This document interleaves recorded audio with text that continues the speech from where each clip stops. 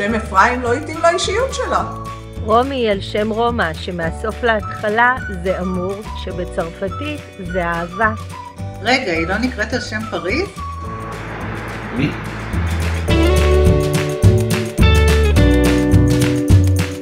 בת של מלך.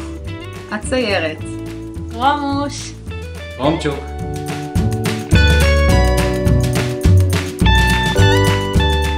פסטה. לא רק, גם פיצה. מה אתם רוצים? קוראים לה רומי. בחירה מצוינת, העיקר שזה כשר.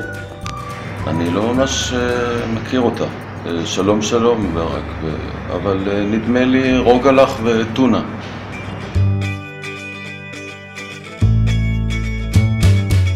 אין דבר כזה.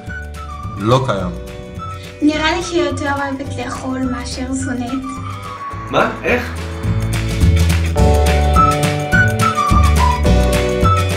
ציירת? מורה לאומנות. או מקצוע אחר שההורים יצטרכו להשלים להכנסה.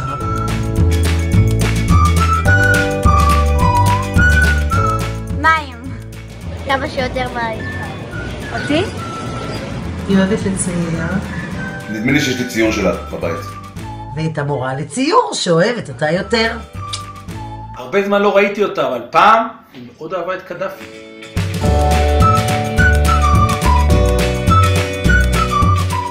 לרחוץ כלים. לסדר את החדר. יש לעשות קוקו.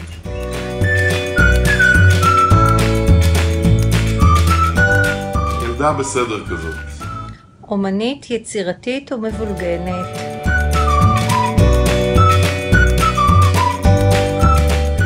אני לא יודע מי זאת. חכני תמיד. אוהבת חיות. סטייליסטית. רומי ילדה שתוקעת את השם ג'ינג'ר בכל משפט שלי. מה, היא בת 12? חשבתי היא כבר בת 17. לא מכיר אותה.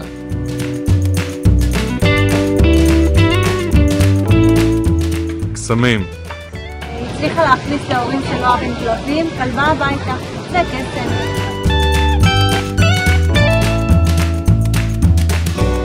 שחק עם ג'ינג'ר. לריב עם מועד. במלון. שם לא צריך לסדר את החדר.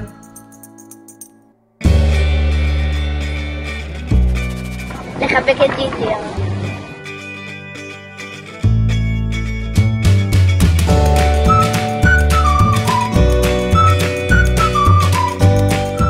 מנהיג המפד"ל ההיסטורית, יוסף בורג. מישהו מערוץ הילדים. גם צייר מפורסם הולך. החלום הגדול שלה היה להיות בפריז, אבל... כבר הייתה, עכשיו צריכים חלום על מקום חדש.